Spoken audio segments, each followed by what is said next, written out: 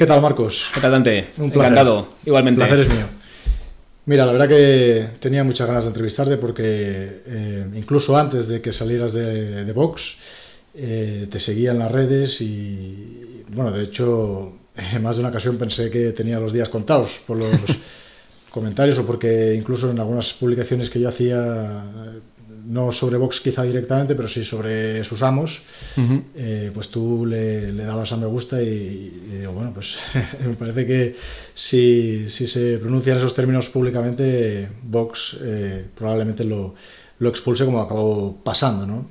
Yo tengo mi teoría de por qué te expulsaron y tú me dirás si la compartes o no. Yo creo que no fue tanto porque el PP se lo exigiera a Vox, ni por esos supuestos tweets racistas que decían, que no lo eran en ningún caso, algunos medios de comunicación, sino porque yo creo que tú señalaste a los dueños de Vox explícitamente mencionándolos como la sinagoga de Satanás, ¿no? En palabras de Jesucristo, que yo creo que es la mejor manera de definirlos y que hasta hoy no se me ocurre una mejor definición, ¿no? Y por tanto, a la vista de esos comentarios o de esa referencia en concreto, yo creo que Vox es cuando tomó la decisión de expulsarte, ¿no? Bueno, la historia es quizá un poco más compleja. Sí que es cierto que esos comentarios, ese en particular, fue el comentario que ellos dijeron que era absolutamente inaceptable y que se utilizó más bien como excusa, más que como causa para mi despido, porque a mí el partido no me expulsó, simplemente me despidieron de las Cortes de Aragón de mi puesto como asesor, cuando lo que en realidad, además de lo que has dicho, que era simplemente mencionar las palabras de Jesucristo, lo cierto es que había pues, un trasfondo de fondo. Yo tenía hubo unas diferencias con un diputado, con un miembro del partido a nivel regional. Ese miembro del partido, a raíz de esas diferencias y de mi postura respecto a ciertos comportamientos, decidió jurármela, y esos comentarios fueron lo que les sirvió. Mi cuenta experimentó en unos días un cierto crecimiento y aprovecharon para hacer leña del árbol caído con eso. Sí que es cierto que en el momento del despido dijeron que lo que era inasumible, por supuesto, eran esos comentarios. Formar parte de Vox o de cualquier otro partido político, yo creo que lo que no tiene que conllevar es ser ajeno a la realidad y a ciertas corrientes imperantes en la política internacional que hacen que muchos partidos aparentemente nacionalistas o aparentemente patriotas se definan más por la política de sus aliados internacionales que por los intereses propios de sus conciudadanos. De sus aliados o de sus amos directamente, ¿no? Pues actúan como cipayos, porque realmente en cuanto tú que te defines como un partido nacionalista, ¿no? Prácticamente como podría ser el caso de Vox o cualquier partido de derecha alternativa. En el caso de Cataluña tenemos Alianza Catalana, que es exactamente lo mismo. Es que en todo el mundo han surgido este tipo de partidos de derecha alternativa que dicen ser los abanderados de la defensa de los intereses nacionales, y resulta que todos están sometidos a ese en concreto ente superior, por decirlo así, muchas veces contrario a los intereses nacionales y del que no hay ninguna crítica por su parte. No hay ninguna crítica, al revés. Se persigue cualquier tipo de crítica o simplemente de señalamiento. Y aquí estamos un poco en lo mismo que está pasando en Argentina. La gente en Argentina piensa que Javier Milei es poco menos que un salvador de la patria, y a Javier Milei lo han puesto donde está los tenedores de deuda de Argentina. Ellos lo único que quieren es cobrar. Ellos lo único que quieren es cobrar esa deuda. El ejemplo más evidente y paradigmático, ¿no? También que no hay día en que no aparezca también. Bueno, de hecho todo lo que fue su campaña ya se ha visto que no tenía ningún interés de cumplirlo, ¿no? Y sus políticas son las contrarias. No está deportando prácticamente a nadie. Deportaba más Obama que él. Sí. En cuanto a la defensa de los intereses de Estados Unidos como ente soberano y el acabar con las guerras, en el caso de Ucrania tampoco ha sido así. En el caso de Israel está dispuesto a ir a donde haga falta para satisfacer sus ansias expansionistas, como se ve en el caso de Irán. Es que realmente yo creo que en Estados Unidos es donde tenemos el reflejo de lo que puede venir en el resto del mundo, en cuanto a que la población está abriendo los ojos y viendo efectivamente quiénes gobiernan de verdad, y que la clase política que tenemos no son más que siervos obedientes, cipayos, al servicio de esos intereses que nada tienen que ver con los nacionales. Es absolutamente cierto, y además la implicación de Estados Unidos en ello la podemos ver si tenemos en cuenta el hito que yo considero como de imposición del régimen del 78, que fue el asesinato de Carrero Blanco. Totalmente. El asesinato de Carrero Blanco vino como consecuencia de que pretendía que España fuera una nación soberana con tecnología militar nuclear, y eso era algo que Estados Unidos y quien estaba detrás de Estados Unidos, quien está detrás de Estados Unidos no podía... Más que Estados Unidos, realmente esa sinagoga de Satanás, hablando claro, porque al final la visita de Kissinger a Carrero Blanco, no de otro, sino de Kissinger, se produjo 10 días antes de su atentado. Entonces, y es que realmente hay que ser muy crédulo para pensar que la ETA en esa época tenía la capacidad de cavar un túnel en el pleno centro de Madrid sin el conocimiento por parte de las autoridades del franquismo, además, que no tenían nada que ver los servicios policiales de la época o de inteligencia que los que hay ahora, ¿no? Parece. Y volar el coche de nada menos de un vicepresidente del gobierno en el pleno centro de Madrid, justo cuando pasaba por encima de ese punto que casualmente también estaba muy cerca de la embajada americana. Entonces, efectivamente, no solamente ha sido caso el de Carrero Blanco en España, obviamente sí, pero en otros países se ha actuado igual en cuanto alguien ha reclamado soberanía. Lleva ocurriendo desde el final de la Segunda Guerra Mundial en todo lo que tenemos hoy conocimiento como Occidente, sobre todo en Europa, porque parece que hay mucho más odio a Europa. Estados Unidos ya era un país que en ese momento ya podría estar mucho más controlado, precisamente por su propio origen mestizo. Pero en Europa lo que no consienten es soberanía, lo que no consienten es una homogeneidad étnica, no consienten que haya sentimientos identitarios de ese pueblo. ¿Por qué? Porque un sentimiento identitario te hace estar mucho más cerca de los que tienes cerca de verdad y no de los grandes entes internacionales. Y entonces eso que crea resistencias a un dominio global. Esa sinagoga de Satanás que mencionas no implica únicamente referirse a un pueblo en particular, sino a una forma de plantearse el mundo, de plantearse el control mundial a través del capital y a través de la imposición del patrón deuda en todas las economías internacionales. Sí, tienen que meter las narices en todos los estados que reclamen gestionar su cosa pública de manera soberana. Exactamente. Y en el interés general. Eso se ha visto no solamente en Occidente, yo creo, también especialmente en los últimos años en Oriente, pues con el asesinato también de Gaddafi, en el caso de... Ya, si nos retrotraemos a los atentados del 11 de septiembre, también el patrón también un poco que provoca esa reacción siempre es el mismo, el de falsa bandera. Aparecen unos pasaportes intactos en unos edificios de los que no queda absolutamente nada, que marcan una pista y que señalan el supuesto autor, y a partir de aquí se justifica todo lo demás, ¿no? Y bueno, realmente ahora no sé si lo has visto, que en España estamos en el máximo nivel de alerta por riesgo de atentado, después de que si es que literalmente ya no se esconden, de que el propio Netanyahu advirtiera, ¿no?, a los países de Occidente que no persiguieran el antisemitismo, que para ellos es cualquier crítica legítima a su modus operandi, en realidad, es modus operandi. Podían ser objeto de reacciones por parte... Ha ocurrido en Australia hace nada, y casualmente es una cosa muy parecida a lo que has nombrado. Aparecen de repente unos pasaportes intactos, aparecen unos documentos en un coche. Pues ahí apareció una bandera del Estado Islámico, curiosamente, en un coche de los presuntos autores, o de los autores, vaya, los autores estaban ahí, hay vídeos de ellos allí. Pues en un coche de ellos aparece casualmente una bandera del Estado Islámico, y Estados Unidos ya en ese momento dice que si se verifica que ha sido algo por cualquier tipo de intervención de Irán, intervendrán de forma absoluta en esa guerra. Hoy por hoy las guerras necesitan una justificación para que la opinión pública las cumpla. Pero es cierto que cada vez más gente está percatándose, ¿no?, de esa realidad, y cada vez desconfían más de la versión oficial ante unos hechos como pueden ser los sucedidos recientemente en Australia, o como anteriormente, también hace poco, el asesinato de Charlie Kirk, ¿no? Que bueno, cualquiera que tenga mínimo contacto con el mundo de la caza sabe que no hay explicación a que un proyectil del 3006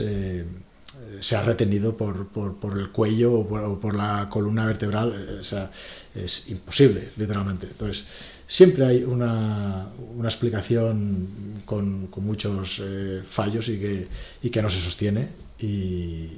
Bueno, y aún así les ha funcionado hasta ahora, es verdad, para justificar pues la causa bellis, ¿no? de ir a la guerra, lograr sus objetivos, siempre cuyas principales víctimas son casualmente los hombres blancos, especialmente en Europa, ¿no? Y se ve en la guerra en Ucrania con Rusia, y cristianos también, en la mayoría de casos, ¿no? Porque las víctimas está claro que ellos no las ponen. Está clarísimo, eso se demostró ya en la Primera y en la Segunda Guerra Mundial, y los 2 bombardeos nucleares de Hiroshima y Nagasaki fueron una demostración de eso, fueron una demostración de fuerza quizá a la Unión Soviética o el resto del mundo, y fue una casualidad que se bombardeasen las 2 ciudades con más índice de católicos de Japón. Es evidente que esa elección no fue casual, sí, es algo que resulta evidente. Se busca el enfrentamiento, se busca tener a toda Europa y a todo Occidente tensionado y sin una cohesión que pueda hacer frente a una corriente internacional, y en eso están. Y efectivamente, el enemigo, ¿cuál es para ellos? El nacionalismo, ¿no? Lo ha sido históricamente. Cosa que afortunadamente parece que está despertando en Europa, en Estados Unidos y en Occidente. Faltaría más, ¿no? A la luz de todo lo que estamos viendo y sobre todo con el acceso a la información que hoy tenemos, que es a lo que van ahora, a limitar la libertad ya no de prensa, porque al final la prensa es toda corrupta. Es del sistema. Pero sí que a la libertad de expresión por medio de las redes digitales. Eso es ahora su principal objetivo. Y si te fijas, ya están lanzando mensajes de que Occidente, y además están respondiendo y admitiéndolo comprándolo los líderes europeos, y ya no digamos también de Estados Unidos por medio del Trump, de que es necesario el regular el uso de las redes sociales para limitar ese término tan grotesco, ¿no?, que es el delito de odio. Está clarísimo. Cuando tú impones una idea, cuando te impones un relato y lo impones a través de tus medios de comunicación, es muy fácil hacer que llegue. Luego las conversaciones que pueda haber en la barra de un bar pues pueden ser más o menos contrarias, pero tienen el recorrido que tienen. Que han visto que con las redes sociales y con la posibilidad que tenemos cualquiera de expresar nuestra opinión y que llegue al resto del mundo de forma abierta, toda esa publicidad, todo ese dinero que se han gastado en comprar medios de comunicación les está saliendo mal. Les está saliendo mal porque están viendo que ese discurso imperante suyo, ese discurso que han pretendido inculcárnoslo a golpe de martillazos, no está funcionando. Y no está funcionando además, sobre todo entre gente joven, entre la gente que se ha criado al 100% con ese discurso. Porque ha habido un cambio de tendencia, un cambio que hemos vivido nosotros ya con nuestra edad, que nos han ido cambiando un poquito esa opinión, aunque siempre ha habido una historia que se ha dado por buena en el mundo, pero nos han ido cambiando esa opinión poco a poco y nos han ido moviendo un poquito la ventana de Overton hacia el lado que les interesaba. ¿Qué pasa? Que la gente que se ha criado ahí están diciendo, es que esto es ilógico. Acceden a Internet, comienzan a buscar información de determinados líderes europeos de principios del siglo XX y dicen, pues a mí no me parece que estuviera diciendo ninguna barbaridad. Sí, sí. Es algo así, hay ideas que están comprando, y de ahí quizá el resurgimiento un poco, o ese auge que está teniendo un poquito también en España Falange. Sí. Cada 2x3 están saliendo documentales en Televisión Española y en La Sexta sobre la problemática, para ellos claro, de que la juventud pues esté actualmente viendo el franquismo como una época mejor, más esperanzadora que la que tenemos hoy en día. Y bueno, es que hay razones desde luego para ello, ¿no? A pesar de que probablemente no fuera perfecto, porque quizá Franco también sucumbió, ¿no?, a ese poder internacional, permitiendo el establecimiento de las bases americanas en suelo español, renunciando también al edicto aboliendo el edicto de Granada de los Reyes Católicos por quedar bien con esa gente. Sí. Y no solamente, él empezó hablando cuando accedió al poder del contubernio judeo-masónico y terminó hablando solamente de la masonería, ¿no? Entonces, ¿qué pasó para que se perdiera por el camino ese término que era el realmente importante, ¿no? Podemos volver a lo mismo. Al final es una cuestión económica. Hay quien se queja de los primeros años de gestión de Franco en España, sobre todo en zonas rurales, pero cuando tienes un país devastado en esa época y pretendes levantarlo con una guerra mundial en las puertas de tu casa, es cierto que económicamente no es la mejor circunstancia del mundo. Hubo ayuda americana durante la guerra, hubo combustible americano durante la guerra, hubo piezas americanas durante la guerra y quizás parte del pago de esa ayuda pasó por allí. Y es evidente, los últimos años de Franco, en los que determinada corriente, podríamos llamarla casi sectaria, de la Iglesia Católica se metió en el gobierno, con el propio Carrero Blanco, de hecho, pues pudo responder también a esos sentimientos casi filo... judeocristianos que tiene determinada organización religiosa, como se lo puse ahí, vamos, eso se puede mencionar abiertamente. Sí, no solamente, ¿no? No solamente, pero sí. Uh-huh. Y es verdad que en contraposición a ellos estaba ya entonces Falange, ¿no? Falange se desactivó mucho tras la guerra civil y tras la muerte inevitable o no de José Antonio. Evidentemente la muerte de José Antonio a lo que fue el régimen franquista le vino muy bien porque perdió un gran líder que quizá habría arrastrado mucho más al pueblo que lo arrastró Franco con todo lo que hizo durante la guerra, que no vamos a obviar nada y lo podemos considerar perfectamente un héroe de guerra y un salvador de España, no vamos a negar eso, pero el carisma que transmitía José Antonio y las ideas que transmitía José Antonio de un asalto al Estado tal y como lo conocemos, que no ha diferido mucho de la época en la que estaba Franco, por mucho que aquello fuera una dictadura, a la actualidad, pues era verdaderamente incómodo para alguien que se quería hacer con el poder. Por eso mismo digo, Falange ahora mismo está teniendo cierto resurgimiento. Como todo, pues quizá hay que darle una repensada a todo y adaptarse un poco más a los momentos actuales sin renunciar a la esencia que había, pero yo creo que bueno, pues es una formación más. No sé si tiene o no opción de gobernar. Si miras las redes sociales parece que hay mucha intención a voto. Luego ocurre lo que ocurre. Este sistema está pensado para que sean los grandes partidos del régimen los que fagociten todos los votos y fagociten los puestos políticos. Pero bueno, sí que es cierto que esa idea, y es algo que creo que es positivo, está calando entre la gente joven sobre todo. Sí, yo también coincido en que Primo de Rivera es un referente seguramente más limpio, ¿no? Y más ejemplar que Franco, por esa pureza ideológica, si quieres. Uh-huh. De hecho, mi pueblo fue fruto de las políticas más bien falangistas del gobierno franquista, porque pues cogieron el proyecto de la reforma agraria de la Segunda República y prácticamente lo materializaron y lo mejoraron, ¿no? Y es cuando se construyeron esos pueblos nuevos, entre ellos el mío. En España hay 400, en Cataluña solamente 4, de hecho. En Huesca provincia hay un montón. En Huesca sí hay bastantes, sí. Pero fue esencialmente eso, ¿no? Un proyecto socialista, pero socialista en el buen sentido de la palabra, porque pues se vendría a expresar la frase, ¿no?, de que la tierra para el que la trabaja. Y fue eso lo que inspiró toda la obra del Instituto Nacional de Colonización. Y que generó, por lo que he podido leer, pues bastantes fricciones con el ala más liberal, ¿no?, digamos, del franquismo, ¿no? Y en contra del falangismo que defendía, ¿no?, esa reforma. Incluso quería ser más ambicioso al respecto, ¿no?, de que a los campesinos se les diera pues más tierras todavía, uh-huh, más hectáreas para una mejor subsistencia, ¿no?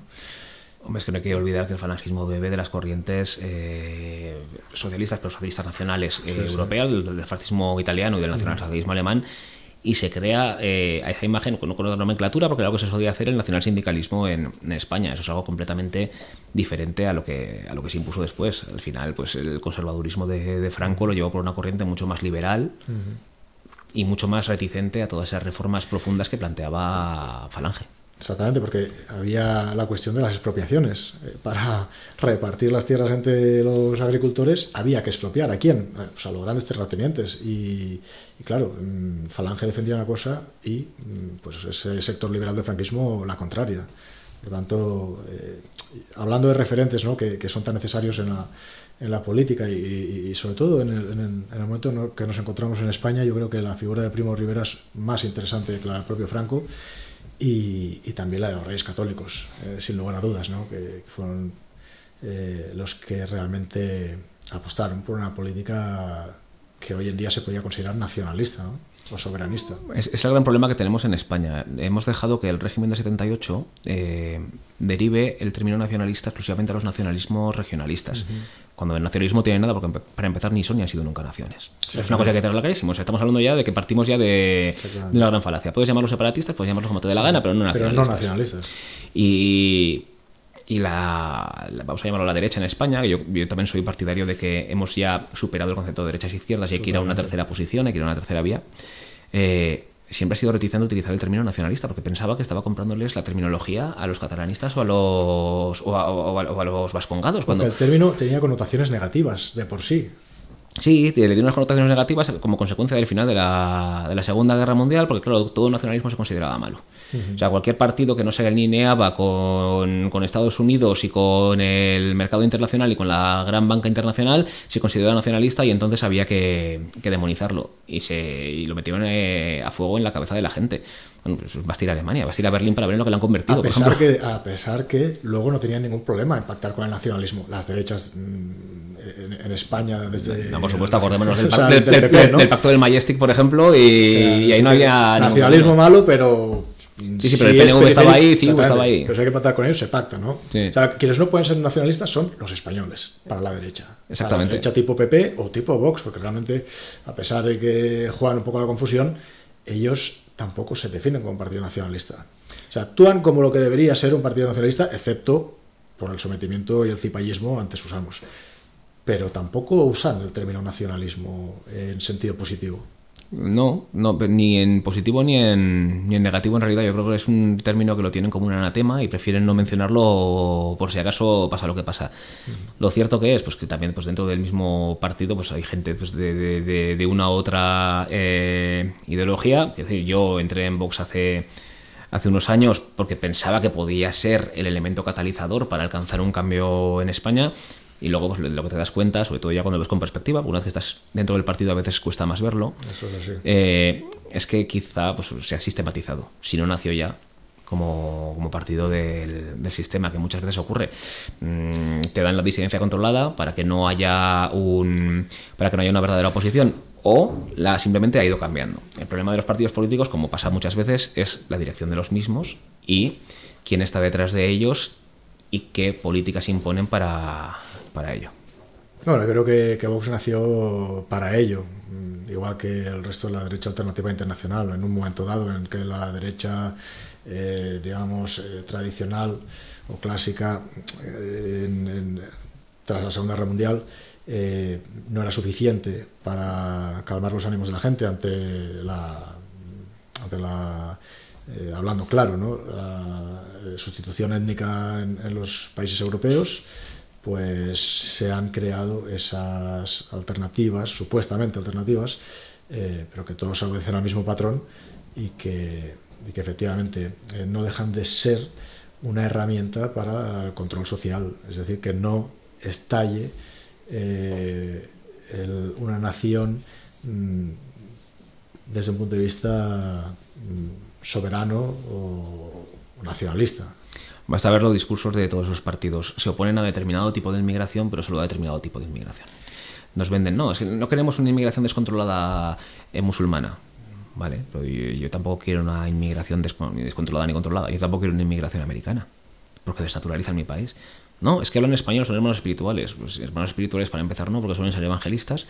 Y lejos de adaptarse a nuestras costumbres, lo que hacen es imponernos las suyas. Aquí en Huesca, el día 15 de agosto, para terminar la fiesta de San Lorenzo, hay una ofrenda de frutos y flores a San Lorenzo y se traen todos los trajes regionales de la zona. Yo no veo a ningún colombiano vistiéndose con un traje regional aragonés. Ocurre todo lo contrario. Traen sus trajes regionales de Hispanoamérica y los exhiben aquí. Vienen y te ponen su cultura. Pasas por la calle y escuchas su música. Hueles su comida, escuchas sus acentos. No se pretenden adaptar. Al final, cuando vienen y son mayoría, acaban desnaturalizando una zona, acaban desnaturalizando cualquier tipo de región. Y eso, hilándolo un poco con Falange, que hay veces que por redes sociales ha habido algún conato de discusión con gente falangista pura que dice, no, es que Falange nunca ha sido contraria A la inmigración, Falange nunca ha sido contra la inmigración porque en el momento en el que se fundó Falange no había inmigración, no había. eso era que ser contraria. Pero estoy seguro que si José Antonio o Onésimo Redondo estuvieran aquí ahora mismo viendo lo que estaba ocurriendo, se estarían arrancando los pelos a puñados. Seguramente. Bueno, y si en todo caso, si quieren hacer algo en el futuro, obviamente en este tema tienen que ser muy, además muy contundentes. No hay que obviar el que hecho. Creo que lo son, creo que están cogiendo ese camino. Sí, están cogiendo esa deriva, pero además no hay que obviar el hecho de que hubo un proyecto de código penal influenciado por un ministro de justicia falangista en aquella época, antes de la Segunda República, en el que se prohibían los matrimonios mixtos en España. Quiero decir, no era un problema que existiera, pero sí era un problema que ya ellos mismos quisieron evitar. O sea, taparse los ojos ante determinados tipos de circunstancias, yo creo que también es de ser quizá un poco corto de miras, y hay que saber ver cuáles son los problemas reales de nuestro país. Sí, sí. No hay que tener miedo a hablar de la raza, porque es un hecho que ya constituye un factor decisivo incluso en la legislación española, con la ley 12/2015, por la que los judíos sefardíes tienen la prerrogativa o la capacidad de acceder a la nacionalidad española por el hecho de serlo, de lo que ellos consideran que fue un agravio de la expulsión por parte de los Reyes Católicos en 1492. ¿En base a qué? En base al idioma, ¿no? En base a la religión tampoco, porque los judíos askenazíes no tienen ese derecho. ¿En base a qué? En base a la raza. Exactamente. Es así. O sea, y ese criterio que aplica para los judíos sefardíes en España, ¿por qué no puede aplicar para los propios españoles? Es decir, tú como descendiente de españoles, de los que hicieron, de hecho, España grande y lo que soy, de los que hemos heredado este país, ¿por qué tenemos que tener los mismos derechos, exactamente los mismos derechos, que alguien que probablemente haya nacido en España, pero que sus padres no, ni sus abuelos, ni sus bisabuelos, ni sus tatarabuelos? ¿Por qué tenemos que tener exactamente el mismo derecho? Yo creo que es una pregunta que mucha gente quizá tiene miedo a planteársela, pero que es totalmente legítima, porque en algún momento lo que está claro es que el sistema actual va a quebrar. El sistema de pensiones, el sistema social, porque es insostenible. Entonces, ¿qué va a pasar? Aquí se va a repartir lo que quede de él a partes iguales entre descendientes de españoles, porque ya hablar de españoles depende cómo, qué significa hoy ser español. ¿Tener un DNI que pone que eres español? Habría que redefinirlo. Yo soy muy partidario de volver a la aplicación estricta del ius sanguinis recombinado con el ius solis. Es decir, tú has nacido en España, pero tienes que provenir también de padres españoles. Padres españoles que a su vez han tenido que provenir de padres españoles. Es así de sencillo. Dice la gente, no, es que eres un racista. No, no es una cuestión de racismo ni de no racismo, es una cuestión de pura lógica. De supervivencia. Claro, y nuestros antepasados se han esforzado por crear lo que tenemos hoy en España, y yo creo que somos nosotros los que tenemos derecho a disfrutarlo. Yo me doy de bruces contra la pared cada vez que dice la gente, no, pues que están huyendo de países en los que hay dictaduras comunistas. Digo, muy bien, digo, que derroquen esas dictaduras comunistas en sus propios países y que hagan un país mejor. Claro, a lo mejor si no son capaces de hacerlo, y hay un problema también de capacidad entre diferentes etnias de adaptarse a un tipo u otro de vida. O sea, a lo mejor tú no puedes crear un país sin caos, porque lo que te gusta es el caos. Y si se pudiera ayudar en sus países de origen a que la causa legítima pues les fuera favorecida, en ese caso a derrocar un gobierno pues sanguinario, autoritario, corrupto. Es el mismo caso de Palestina, por ejemplo. O sea, yo no quiero ni a un refugiado palestino en España, pero yo no quiero que sean masacrados en su tierra. Yo no quiero que siga este genocidio, esta limpieza étnica, lo podemos llamar de mil maneras, ¿no? Porque ellos son naturales de Palestina. De hecho, el problema es que les abrieron las puertas a unas gentes que no lo eran. Y, como suele pasar, pues el invasor, al final, fagocita al invadido, ¿no? o al huésped. Y en ese caso, en España ahora está muy claro, ¿no? quién es el invadido, quién es el invasor y quiénes tenemos que defendernos de esa invasión. Porque eso quizá los efectos a corto plazo no se ven, pero terminan llegando. En la invasión en España había capital internacional salvaje, y sabemos quiénes están detrás de todo el capital internacional y de todos los fondos de inversión. Es una cosa que es obvia. Ese capital internacional viene tanto a través de financiación a nuestros gobiernos, que estamos hablando de lo mismo que ocurre con Javier Milei, y de lo mismo que puede ocurrir con determinados partidos que se dicen oposición en España, pero que en realidad vienen empujados por los tenedores de la deuda española, que les interesa tener un partido que les pague sin ningún problema y que no plantee en ningún momento un impago, que es algo que, fíjate, con todo el desprecio que tengo hacia Pedro Sánchez, es un tío que lo considero que está tan absolutamente loco que si en un momento tuviera que partir con eso y tuviera que plantearse, porque eso le asegura que estarse 15 años más en el poder, lo haría y sería capaz de llevarnos a algo por el estilo. Lo matarían antes, pero sí. pero es el único que creo que sería capaz, y en el resto del mundo lo estamos viendo. Desde luego, Abascal y Feijóo no son alternativa. No, exactamente. Hoy por hoy, tal y como se están comportando, no lo son. Ni hoy ni... Pero es verdad que cada vez es más evidente, ¿no? Su sometimiento, pues, a sus intereses. Hasta el punto de que yo creo que si llegaran a alcanzar el gobierno, una de las primeras leyes que sacarían sería una ley reforzando los delitos de odio para perseguir aquello que ellos consideraban antisemitismo. No tengo ninguna duda, como están haciendo pues mi ley en Argentina, que por cierto está presionando para que la RAE también retire las connotaciones negativas que puede tener el término judío en la RAE, y la RAE afortunadamente parece que se ha negado a ello, lo ha rechazado y bueno, ha actuado de manera totalmente coherente y valiente. Y no es muy común, ¿no? ver ese tipo de comportamientos ante esa gente. Pero PP y Vox, todo el régimen del 78 obedece a lo mismo, ¿no? Porque de hecho esa ley a la que me refería antes, la 12/2015, que le otorgaba la nacionalidad a los judíos sefardíes, además en base a lo que determinaran que eran judíos descendientes de esos sefardíes expulsados de España, por parte de comités de judíos, o sea, no eran autoridades españolas las que determinaban si cumplían requisitos o no, sino que eran los propios judíos. Quiero decir, todo el régimen del 78, desde Podemos a Vox, a mí me gusta decirlo así, obedece a los mismos intereses, porque todos votaron a favor de esa ley. Y todos a día de hoy volverían a votar a favor de esa ley, desde Podemos a Vox, porque Podemos te diría que no tiene nada que ver un judío con un sionista, que es, según ellos, el causante de todos los males, ¿no? Pero votarían a favor, como ya votaron todos los de Izquierda Unida en aquel momento de Esquerra Republicana. Si alguno votó en contra, recuerdo que no fue porque se opusiera a la ley, sino porque quería que la ley se ampliara a los descendientes de los musulmanes expulsados, ¿sabes? Sí. Pero realmente fue votada por unanimidad. Se aprobó por unanimidad y hoy volvería a ocurrir lo mismo. Entonces, hay determinadas cuestiones en las que efectivamente queda visible, ¿no? Igual que, ya no digamos, en el caso de Estados Unidos es tan evidente que Netanyahu se presenta en pleno genocidio en el Congreso y lo aplauden las bancadas de la izquierda y la derecha a la vez. Y Trump le aparta la silla para que se pueda sentar en la mesa, que eso es algo ya que nunca se había visto en un presidente de Estados Unidos. Pero por eso mismo cada vez más gente está viendo, ¿no?, de qué va la película, ¿no? Y entonces, ante esta situación, no sé cómo ves tú el futuro de la política española. ¿Tiene recorrido Vox, además tú que has estado en él, o la gente va a acabar viendo de qué pie cojean? Yo te diría que si ocurriera aquello por lo que yo tenía ilusión, que es que pudiera haber un cambio interno en el partido que cambiase de verdad la forma de hacer política, pues sí que podría tener recorrido por la inercia que tiene ya el partido. ¿Es eso posible siendo realistas? Pues hoy mismo te diría que no.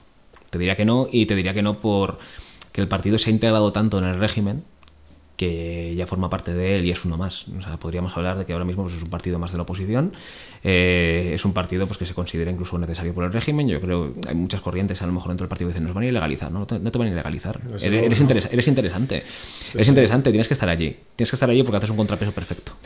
Y claro, ocurre eso como ocurre con las cuestiones autonómicas y con la reducción de cargos públicos.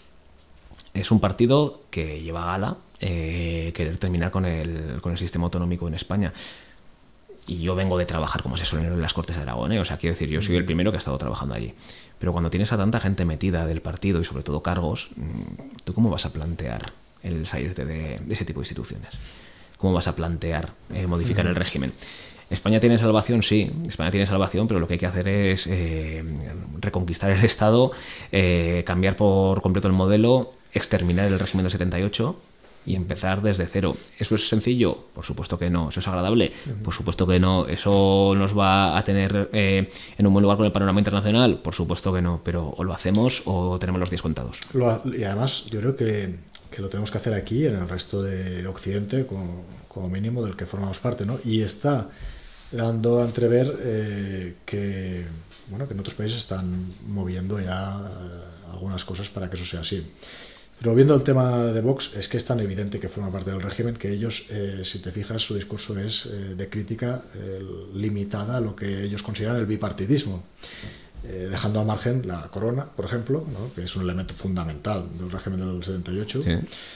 Dejando al margen también a Podemos, porque tampoco forma parte del bipartidismo, y de los separatistas, que tampoco lo son, ¿no? Entonces, es la misma trampa, la misma estrategia de jugar a la confusión que el PP cuando se refiere al sanchismo para dejar fuera al PSOE, ¿no? de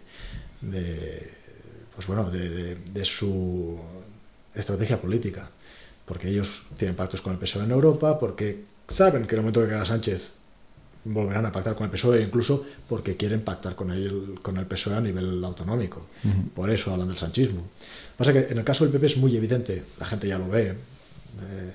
En el caso de Vox todavía hay muchos jóvenes que siguen creyendo que es una alternativa auténtica o legítima. La mejor forma de saber si lo serían quizás sería darles una mayoría absoluta y que llegasen a gobernar. Aquí se ha estado gobernando en autonomías y bueno, pues no han sido los mejores resultados en cuanto a logros obtenidos.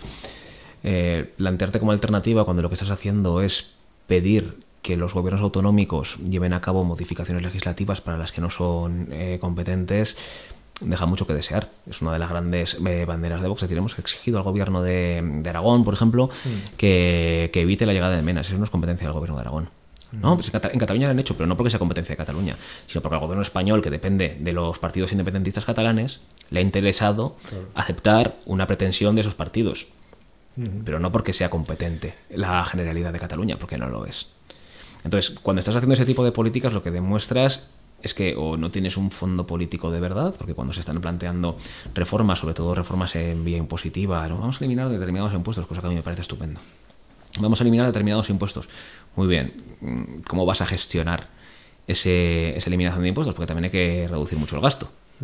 Y reducir el gasto tiene resistencia social. Sí, sí. Que hay que hacerlo, sobre todo en unos sectores de la población que están muy beneficiados por las ayudas sociales. Inmigración principalmente, evidentemente sí. Pero claro, hay que plantearlo. No puedes estar diciendo vamos a bajar los impuestos cuando tienes colocado a medio partido en parlamentos autonómicos. Es todo retórica, de hecho. ¿Y cómo ves tú el caso Revuelta-Vox, ese conflicto que ha habido con lo que eran las juventudes de Vox, literalmente reconocido por los propios cargos de Vox? Sí, los propios cargos de Vox reconocían que eran las juventudes, animaban a apoyarlas y demás. No lo sé, la verdad que habiendo estado dentro del partido no he estado nunca cerca de lo que es el sector de Revueltas. Sí que vi lo que hicieron durante la Dana en cuanto a recogida de ayudas y envío de voluntarios, que es algo innegable. De hecho, fue cuando quizá creció en ese momento más allá de las protestas en Ferraz. Y luego, respecto a las gestiones que hay, pues evidentemente aquí tenemos pues dos variantes. Una que si se dice que si se demuestra que han hecho lo que han hecho, está judicializado, lo tendrán que demostrar y parece ser que hay una auditoría, pues mal hecho está evidentemente. Y que parece ser que desde el partido sabían que había irregularidades en Revuelta y querían solucionarlo de una forma lo más silenciosa posible. Ha habido filtraciones de audios, que es lo que está levantando todo. Están negando los mismos, pues bueno, si posteriormente en un procedimiento judicial deciden que esos audios son montados o son inventados, pues ellos sabrán lo que ocurre, pero desde luego no ha sido la gestión más fina de lo que tenía que haber sido una asociación juvenil que además nació con la ilusión de mucha gente y de muchos chavales que se pusieron a donar y a afiliarse por 5 euros al mes. A diferencia, es verdad, en este caso sí, de las juventudes del PSOE o del PP, que no les pidas que vayan a coger una pala en plena Dana y... No, eso por supuesto. Yo creo que en Revuelta sí que hay muchos jóvenes que tampoco no saben muy bien de qué va esto de la política o de los partidos, ¿no? Y no sabían muy bien dónde estaban, que hoy lo están viendo, ¿no? De qué va la cosa.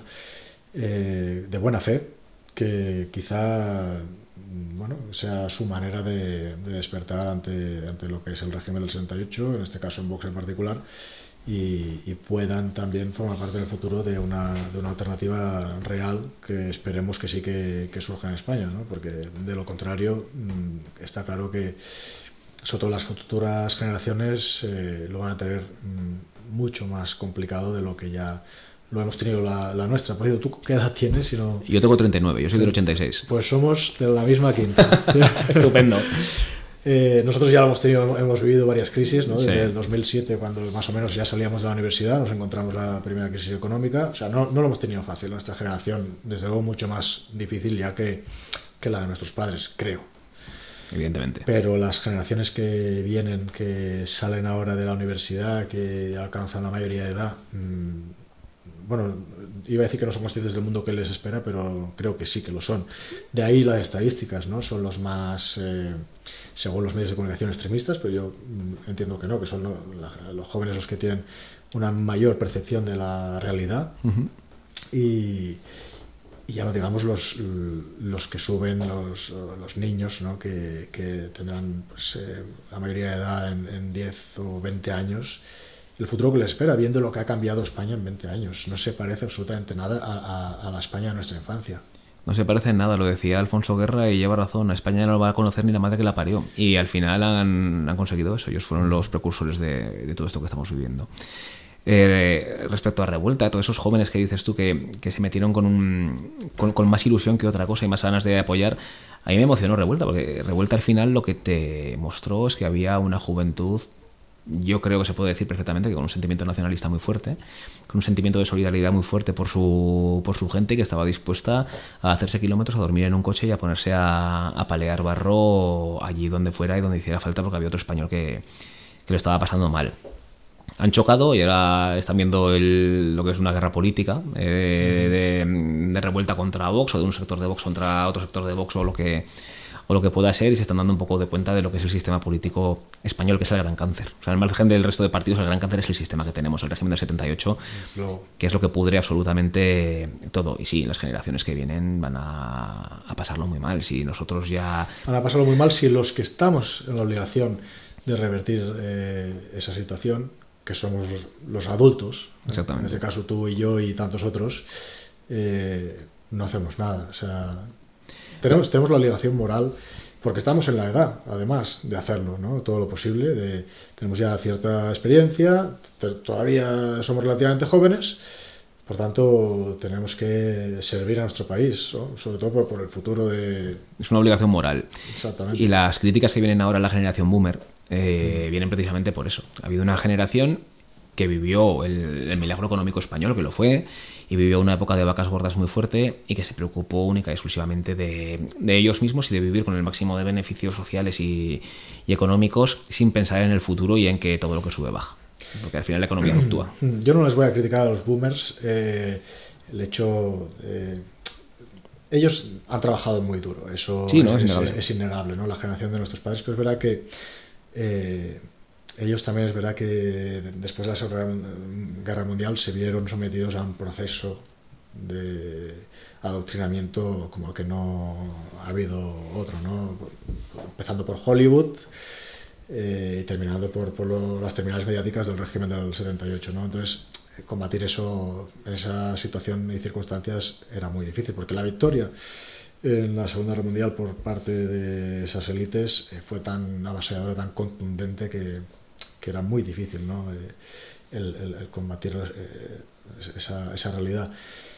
Pero hoy eso está claro que se ha superado. Nosotros no podemos cometer el error de nuestros padres. Tenemos que ser valientes, tenemos esa responsabilidad, y a pesar incluso de lo que ellos opinen, yo creo que en el fondo no sé si ellos verán el fruto, ¿no? de la acción que España merece por parte de nuestra generación, pero desde luego nuestros hijos sí que lo verán, ¿no? Y es por ellos por los que hay que actuar de esta manera. Yo no es una crítica abierta a los boomers, sino una realidad. Es decir, ellos han vivido con una inercia muy fuerte de que todo les venía muy bien dado, había un estado de bienestar tremendamente fuerte, y ahora que llegan mal dadas, claro, las actitudes que molestan a mucha gente joven es cuando les dicen, no, es que los jóvenes no tenéis ganas de trabajar, es que los jóvenes estáis viviendo de ayudas. Sí, está viviendo de ayudas el migrante principalmente. ¿De acuerdo? Y son los que no pueden trabajar, o hay jóvenes que no pueden trabajar, no es que no quieran, porque dos inmigrantes tienen el mismo coste salarial que un español. Y ese es uno de los grandes problemas que tenemos también. A mí no me preocupa tanto eso, sino como te voy a ser sincero, ¿no? El ambiente familiar, el padre o la madre que te dice no te metas en esos fregados, ¿no? No te metas en los jardines o entornos, digamos, cercanos que realmente te quieren, que te dicen no te mojes tanto, no te signifiques tanto. Pero al final, si no lo hacemos, algunos de los que ya, por ejemplo, ya hemos estado en esto de la política, ya conocemos pues los tejemanejes de los partidos, del régimen, si no somos valientes nosotros, ¿quién lo va a ser? No, nos ha tocado a nosotros y tenemos una obligación moral y patriótica para hacerlo. Sí, eso es así. Hay que echar la pata para adelante, hay que involucrarse, hay que mojarse, hay que arriesgarse a todas las consecuencias que te puedan llegar y se acabó, pero yo creo que es un deber. Sí, es un deber. A pesar de las consecuencias, eso sin duda, ¿no? Porque al final pues se está hablando del futuro de las próximas generaciones de españoles. No, que si no hacemos nada no va a haber más españoles que puedan heredar nuestro país. Es literalmente así, o sea, es así de grave la situación. Entonces, lo que no podemos hacer es mirar para otro lado, como sí han hecho, y si me apura se pueden permitir los boomers. Han vivido muy bien, les ha quedado una pensión a costa de un sistema insostenible, pero bueno, ellos la van a cobrar. Pues que se dediquen a cuidar a los nietos, pero sobre todo que no pongan palos en las ruedas a las generaciones que sí que tenemos que presentar batalla, ¿no? Está claro, eso es así. El sistema actualmente es insostenible, lo que dices, ellos lo cobrarán, pero nosotros ya veremos si cobramos alguna pensión. Lo vamos a tener seguramente bastante complicado, somos autónomos los dos. Si podemos salir a la calle, porque es que ya es inviable que nuestros hijos puedan tener la infancia que nosotros tuvimos. Una infancia en la que tú te ibas de casa con 10 años y volvías a las 9 de la noche. Y no pasaba absolutamente nada. Y nadie se preocupaba. De libertad, de compañerismo, ¿no? Porque al final, pues sí, también homogéneamente éramos todos iguales. O sea, éramos todos... Elios Sanguini, ¿no? Yo lo digo muchas veces, me acusan de racista, pero es así. Quiero decir, sociedades étnicamente homogéneas tienden a tener muchísimos menos problemas que los grandes crisores de cultura. O sea, y ya vale de vendernos la moto del multiculturalismo, de la tolerancia y de la diversidad. No, lo siento mucho. O sea, es incompatible. Pues una cosa es que venga, o sea, que cuando venía al principio algún inmigrante de forma excepcional se le acogiese bien y demás, pero cuando vienen montan sus guetos y te imponen sus leyes y su modo de vida. Pues, ese punto ya pasó hace mucho tiempo, claro. O sea, se sobrepasó hace mucho tiempo. Ahora ya no es ni suficiente con frenar la inmigración a cero. O sea, ni con las fronteras. Hay que frenar y vaciar España de inmigrantes, y cuando se empieza a hacer, pues lo siento mucho, pero ponerte a seleccionar es algo que puede hacer perder el tiempo y es arriesgado. Sí. O sea. Grandes problemas, grandes soluciones, eso no hay más. Eso tiene que entender la gente. O sea, no se puede empezar a distinguir entre, si es ilegal, si es legal, es que me hace gracia el discurso de Vox. Si es legal o si es ilegal depende de que Pedro Sánchez lo quiera. Claro. Si Pedro Sánchez mañana se levanta y dice voy a legalizar a 200.000, pues ya son legales. ¿Entonces qué? No, pues que la Constitución, claro, ahí tenemos otro gran cáncer del régimen del 78. La Constitución que la gente la mira como si fuera el pilar fundamental de la nación española cuando... O incluso los derechos humanos. A ver, está claro que los derechos humanos a día de hoy quedaban en evidencia después de la limpieza étnica que ha hecho Israel con los palestinos. ¿Dónde están los derechos humanos? Y en ese caso, obviamente, a manos de un invasor, ¿no? como son los israelíes llegados en las últimas décadas a un estado, a Palestina, que tenía unos autóctonos y unos naturales a los que estaban masacrando. Pero en nuestro caso tendríamos la razón de nuestra parte, porque aquí, si nos tenemos que saltar los derechos humanos, quienes somos víctimas, quienes hemos sido invadidos y tenemos derecho a defendernos, somos los españoles. Por tanto, aquí los derechos humanos, lo digo porque en su momento pues, saldrían las asociaciones a manifestarse por los derechos humanos. Ya se ha visto con Trump, sin deportar prácticamente a nadie, ¿no? Hay que tener claro quién tiene la razón de su parte y quién tiene la obligación moral de defenderse también, ¿no? Básicamente por el futuro de nuestras generaciones. Hay que tenerlo clarísimo, hay que asimilarlo. Hay mucha gente a la que le puede costar, porque hay mucha gente que, pues bueno, por la forma en la que le han educado y el sistema que le han inculcado en la cabeza le puede costar mucho, pero amigo mío, eso ocurre como en tu casa. Tú tienes una cerradura en tu casa y tienes una puerta blindada si puedes para que no te entre nadie, no te quite lo que es tuyo y no te asalte, ¿verdad? Pues no querer plantear eso para el resto de tu país es algo que me resulta absolutamente abyecto. ¿Por qué? Porque tu vecino, tú eres de Lérida, yo soy de Huesca, pues nuestros vecinos de Lérida es como si fueran pues mis familiares que están en mi casa, hay que tratarlos exactamente igual y hay que protegerlos de la misma forma en la que protegerías a los tuyos. Si me apuras, no, yo lo creo así, ¿no? O sea, aquellos europeos que sí que han llegado a España tendrían otro trato, eso está claro, ¿no? Hablo de los que han venido de Polonia, de los que han venido de Rumanía, de europeos en definitiva. Somos hermanos aquí en esta guerra. De caucásicos. Vamos a hablar de caucásicos. Claro. Vinieron refugiados ucranianos. Y nos han dedicado a apuñalar a la gente por la calle, nos han dedicado a robar, si han podido, se han intentado poner a trabajar, pero de una forma cierta porque venían de trabajar en su país y querían trabajar aquí, no están fagocitando nuestro sistema de seguridad social. Pero al margen de ello, es que en la guerra estamos juntos, todos los europeos blancos, hablando claro. Sí, no, es un hecho, es un hecho. Es un hecho, es así, yo lo defiendo abiertamente. El gran problema, y yo en redes sociales pues el comentario lo hago y además lo hago de una connotación no negativa. Pero yo cuando ves grandes problemas en Madrid, en otros países europeos, el comentario que se lo ponen cuando ves vídeos y noticias, digo, pues son no blancos siendo no blancos. ¿Eso qué quiere decir? Pues que te están imponiendo un modo de vida no civilizado o no adaptado a nuestra civilización que no se puede asumir.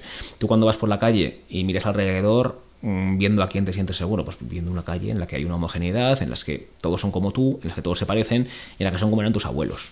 Cuando te metes por una calle en la que ha habido un reemplazo étnico bestial, un reemplazo demográfico bestial, pues es donde empiezas a temblar y donde las mujeres y las chicas a partir de las 6 de la tarde, cuando se empieza a hacer de noche en invierno, no pasan. Y no pasan porque les da miedo, y les da miedo por algo. También es verdad que independientemente de los problemas de seguridad, hay una razón de origen. Es que no pertenecen a esta tierra, ¿no? Es que hay un dicho de un aborigen sudamericano, ¿no? De un indio si quieres, que decía que no es el hombre el que o sea, que la tierra no pertenece al hombre, sino que es el hombre el que pertenece a la tierra. Y yo creo que esa es la única razón. O sea, estoy absolutamente de acuerdo. Nosotros somos autóctonos de aquí y tenemos derecho a seguir siéndolo, y de manera homogénea y excluyente también. No, sí, está claro. El dicho de que muros altos hacen buenos vecinos es muy cierto, no lo hemos respetado en Europa desde el final de la Segunda Guerra Mundial, pero es muy cierto. Nosotros pertenecemos a esta tierra, nosotros nos hemos criado y hemos moldeado esta tierra y nos hemos adaptado a ella, y nosotros somos los que la entendemos. Puede sonar raro, pero al final hay un componente importantísimo que es la conexión con la tierra de la que vives y que te ha visto nacer, que se ha visto desdibujado precisamente por la introducción de la gran capital, el crecimiento de las grandes ciudades y la enajenación de las personas del medio rural. ¿Por qué? Porque hay mucha gente que ahora mismo no tiene una conexión con la tierra, no tiene ni puñetera idea de lo que cuesta cultivar nada de lo que pueden comprar en un supermercado. Aquí en Huesca, pues como en Lérida, bueno, tú eres agricultor, todos conocemos a alguien que se dedica al negocio agrario, y aquí sí que somos conscientes de ello.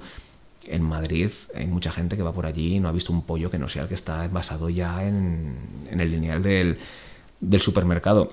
Pero al final la tierra, con quien te conectas realmente es con tus ancestros. Exactamente.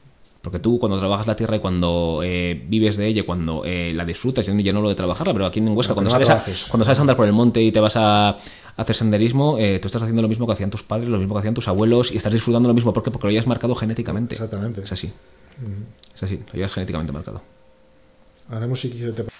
Pues bueno, Marcos, yo ya, para ir terminando la entrevista, te quería preguntar cómo ves tú el papel de la Iglesia Católica actualmente, no solamente en España, ¿no?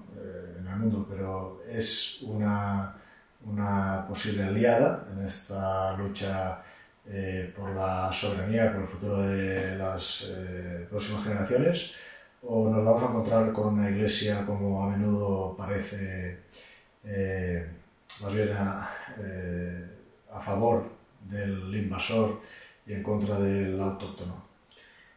Lo cierto es que si consideramos la Iglesia como propiamente dicha Iglesia, como el ente superior a todos los demás eclesiásticos, creo que sí que podemos tener un problema grave. Lo hemos vivido con el anterior papado. Parecía, bueno, había cierta incertidumbre por cómo podía venir, pero parece bastante evidente por todas las últimas actuaciones que ha tenido, por esos rituales pseudomasónicos pro cambio climático que ha llevado a cabo y por ciertas manifestaciones suyas que no hemos tenido un cambio real, que quizá nos hayan inoculado otra dosis de disidencia controlada, como lo que hemos hablado de los partidos aquí. Dicho lo cual, es cierto que hay alguna voz discrepante, hay algunos párrocos sobre todo que se pronuncian de una forma diferente. Quizás sea porque son gente que lo están viviendo en la calle, gente que lo está viviendo en sociedad, gente que habla de verdad con gente real y gente con problemas reales que se enfrenta al día a día, pero lo que sí que es cierto, me parece que lo que son las instituciones eclesiásticas actualmente no están muy por la labor de considerar ningún tipo de tesis nacionalista ni de fomentar un control poblacional en los países occidentales principalmente, que es donde estamos de verdad viviendo una invasión absolutamente descontrolada. Bueno, pero parece que la Iglesia no fue siempre así, ¿no? Especialmente antes de la Segunda Guerra Mundial o del Concilio Vaticano II, ¿no? Que fue cuando se consolidó, ¿no? Esa tendencia por parte de la Iglesia. Si es que hoy, bueno, y además en ese Concilio Vaticano II, si te fijas, los ejes cuáles fueron. La relación con los judíos, la principal prácticamente, y a partir de ahí, pues todo lo que vino después, ¿no? A partir del Concilio Vaticano II, en el catolicismo solo hemos visto sombras, y sí que es cierto, lo has dicho bien. ¿Para qué sirvió? Pues entre otras cosas para incluir en el rito católico referencias absolutamente cabalísticas. Es algo que es así, que es innegable y que se ha mantenido hasta ahora. ¿En qué consiste? Pues en lo mismo que están intentando hacer ahora con el resto de cuestiones políticas. Desnaturalizar algo que estaba muy bien asentado históricamente, tratar de alejarnos de nuestra raíz cultural, tratar que abandonemos nuestra identidad cristiana, que ya al margen de la fe es una cuestión, es una forma de ser, una forma de vida que ha conformado el devenir de toda Europa y de todo Occidente. Y bueno, los frutos parece que se están consiguiendo. ¿Cómo se va a oponer la Iglesia a eso si precisamente como consecuencia de sus políticas y de su forma de actuar tienen cada vez menos vocación de sacerdocio en Europa y están trayendo curas y monjas constantemente de países americanos o africanos? Es un poco, sería bastante ingenuo pensar que la Iglesia va a querer cambiar algo cuando ya tiene tan institucionalizado ese globalismo atroz y esa imposición de la diversidad de una forma totalmente antinatural. Bueno, de ahí quizá también la necesidad de crear algunas estructuras paralelas, ¿no? A nivel político y a nivel religioso también. O sea, siguiendo con el rito católico, pero vamos, desvinculándonos quizá de esta Iglesia que no vela por nuestros intereses. Entonces, si alguien tiene que escoger entre el futuro de sus hijos o el cura de su parroquia, que le da un discurso totalmente antipatriótico, totalmente abierto a la dilución de la nación, pues es fácil la decisión, ¿no? Es escoger otro camino. No significa abandonar la fe, porque al final, como dices tú, no solamente hay curas que efectivamente también lo ven eso y actúan en consecuencia, también hay otro perfil de feligres que también trabaja para ello. Hace poco tuve una entrevista con Guillermo Carlos Pérez, que es de las personas más interesantes en materia escolástica y realmente él también lo ve así, ¿no? Y él me aseguraba que hay motivos para la esperanza, ¿no? Dentro de la propia Iglesia, pues que hay casos, sí que es verdad que todavía minoritarios, de curas que abogan por la misa pre-Concilio Vaticano II, en definitiva. Hombre, eso es un símbolo de esperanza. Hay pocos, pero los hay. Y cada vez hay más adeptos que se desplazan de diferentes provincias de España a poder ver misas tridentinas en determinadas iglesias. Y con eso tenemos lo mismo que con la política en España. Está todo mal, hay mucha gente que está abandonada al desánimo por completo, que dice que no hay nada que hacer, que dice que está todo perdido. Pues yo digo que no. Yo digo que mientras quedemos 4 que estemos dispuestos a dar la batalla, a luchar y a exigir, y que podamos ir convenciendo a la gente para que den la batalla, luchen y exijan, y cada uno desde su día a día, desde sus posibilidades personales, vaya exigiendo que se hagan las cosas de una forma en la que ellos consideren lógica y normal, pues siempre hay esperanza. Estamos en España, además, somos un país en el que hemos estado tragando, nos hemos estado merendando toda la basura que nos han ido poniendo, hasta que un día una chispa en nuestra cabeza hace clash, y ese día se termina todo, llega el día de la risa y terminamos con todo. Y yo creo que estamos cerca, ¿eh? Sí, yo creo que no reason at all, ¿no? Lo que dicen, sin ninguna razón, pero bueno, al final es también la genética de la propia España, ¿no? Bueno, por ninguna razón, pero por todas a lo mejor. Hemos ido tragando, nos hemos ido bajando la cabeza ante diversas abyecciones, y hay un momento en el que, oye, cualquier motivo nos parece suficiente. Y me han puesto zona azul en mi calle. Pues mira, voy a quemar el ayuntamiento. No, sarcásticamente, sí. Por ninguna razón a nivel sarcástico. Sí. Pero sí, al final, bueno, en algún momento la gota tiene que llenar el vaso, ¿no? Lo que es evidente es que hemos llegado a unos niveles de corrupción, ya no solo política, social, y de una degradación absoluta en la sociedad, que si queremos continuar con lo que hemos sido, si queremos continuar con nuestra esencia, requiere soluciones. Se dice mucho también lo de que problemas Weimar requieren soluciones Weimar, ¿no? Sí, pues estamos hablando ahora mismo de algo así, de darle la vuelta por completo a la tortilla, de terminar con este régimen. Hace 20 años a ti te ponen una proyección de la España actual y no te lo creerías. No me lo creería. Ya no digamos hace 30.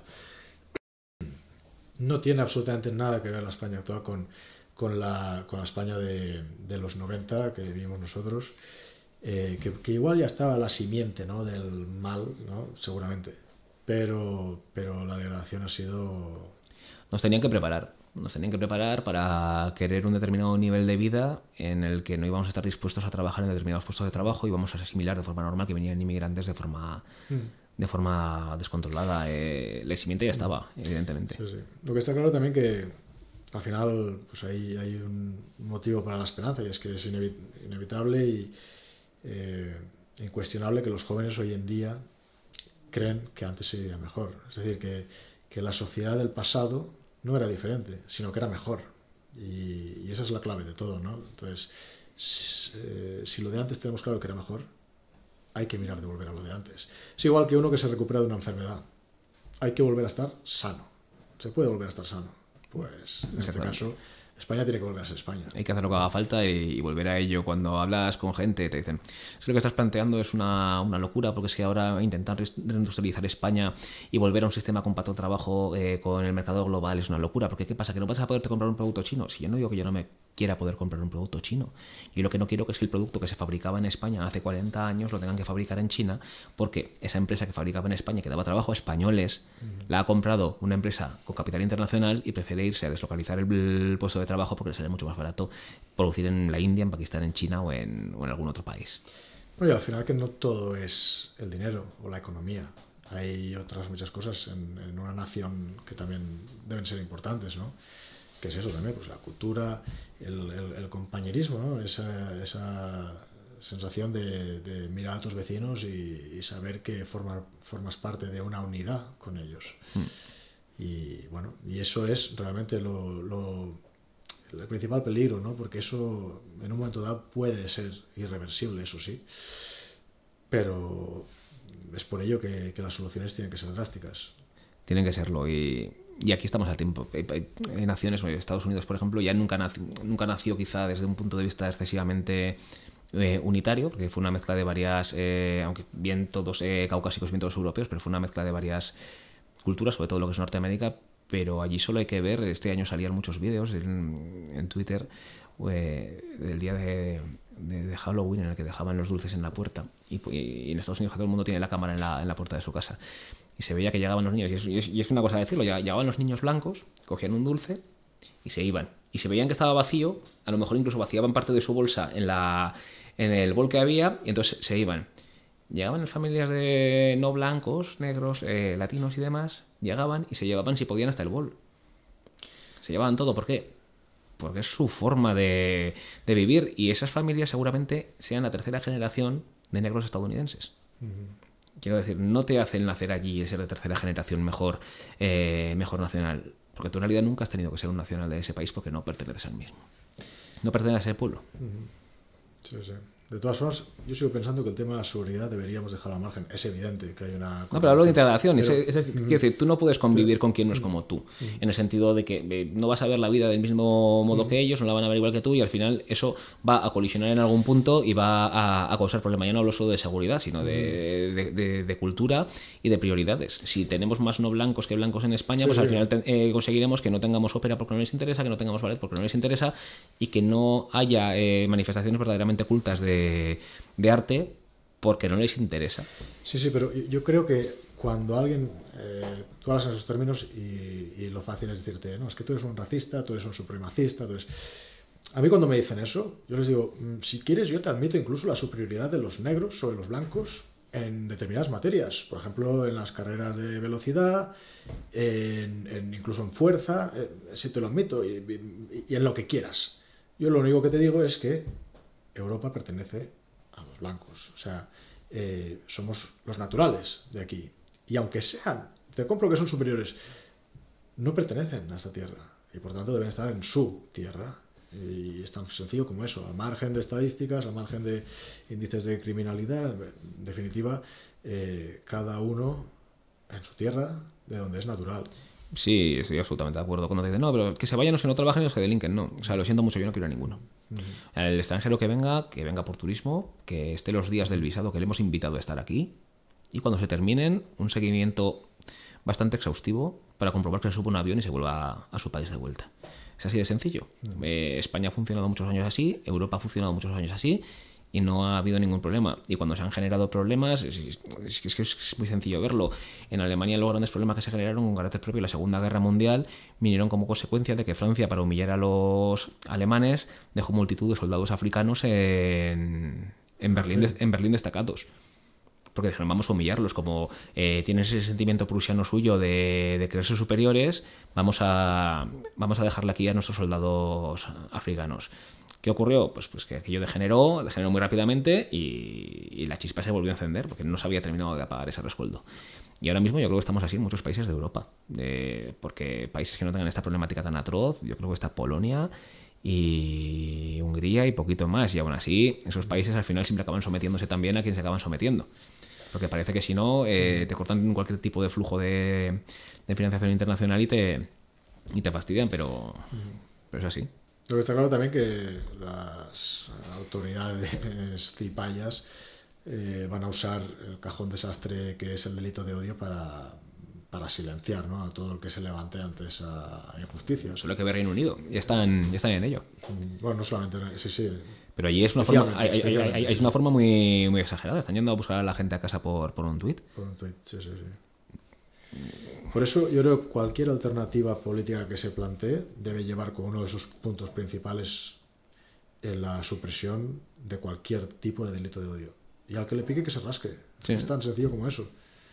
Sí, estamos absolutamente de acuerdo. Hoy en día, además, hay que ser realistas. Ya no hay ningún tipo de sociedad ni de etnia siquiera, ni de grupo, ni perseguido, ni que los palestinos, los únicos a día de hoy. Y bueno, y los cristianos en el resto del mundo. Sí, en África, pero hablo aquí en España, quiero decir, aquí no hay ningún grupo que pueda considerarse oprimido ahora mismo. Y que deba merecer una especial protección. Eso está clarísimo. No lo hay, y está, o sea, quiero decir... Si acaso nosotros, si acaso el español, pero si tú te te dedicas a insultar a la gente y a cometer un delito contra el honor, pues oye, te perseguirán por un delito contra el honor, pero será contra el honor de una persona determinada, no de un grupo étnico, ni de un grupo religioso, ni nada por el estilo.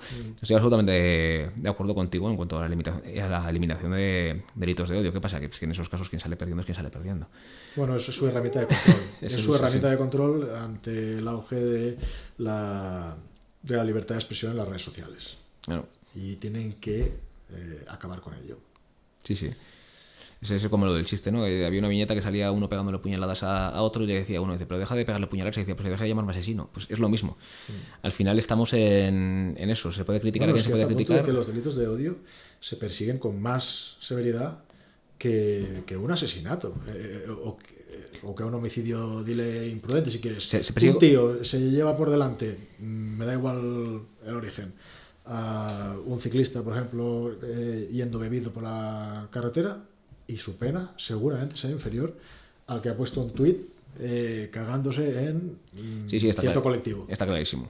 Está clarísimo. Es una pena. Y además siempre sabemos hacia quién van.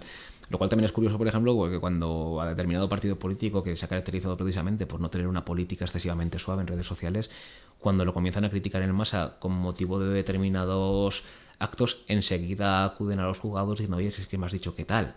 ¿Sabes? O sea, estamos acabando buscando la protección de ese Estado que tampoco te gusta para algunas cosas, para que no te puedan criticar a ti en redes y no puedan estar diciendo cosas contrarias a lo que tu equipo de opinión sincronizada en redes está difundiendo. Y bueno, no, es que Vox, yo creo que ese debate ni se lo ha planteado. ¿Por qué? Porque al final cumplen órdenes y una de sus principales acciones o cometidos, una vez forma parte del gobierno, será el refuerzo de lo que llama Trump, por ejemplo, la lucha contra el... Pero además, parece que solo haya esa, el antisemitismo. El antisemitismo, que también pues la abren al racismo para que no se diga que es el único delito de odio que existe, y además en el que meten todo lo que haga falta, porque la línea, como es subjetiva completamente... No, puedes incluir todo, está claro. Puedes incluir todo. Con que alguien se ofenda, al final tienes ya allí un tipo del delito tremendamente amplio. Pues bueno, no sé si nos escucha algún partido político crítico con el régimen del 78, les animamos, ¿no?, a que incorporen la supresión de delitos de odio en su programa. Exactamente. Como prioridad. Exactamente. Ha sido un placer, Marcos. Lo mismo digo. Me ha merecido la pena venir a Huesca, una ciudad que me gusta, la verdad que me recuerda bastante a Lérida por el tamaño, ¿no? Aunque bastante mejor en cuanto a limpieza, y ya sé que igual tú me dirás lo contrario. No sé ni quién gobierna aquí aquí ahora mismo está el PP y veníamos de dos legislaturas del PSOE. Bueno, independientemente de eso, me gusta la gente de Huesca, básicamente. Es una ciudad cómoda, es una ciudad bonita. De todas formas, la próxima que hagamos y la hacemos, me acerco yo a la herida y la hacemos ahí. Perfecto. ¿De acuerdo? Un placer. Un placer. Hasta luego. Hasta luego.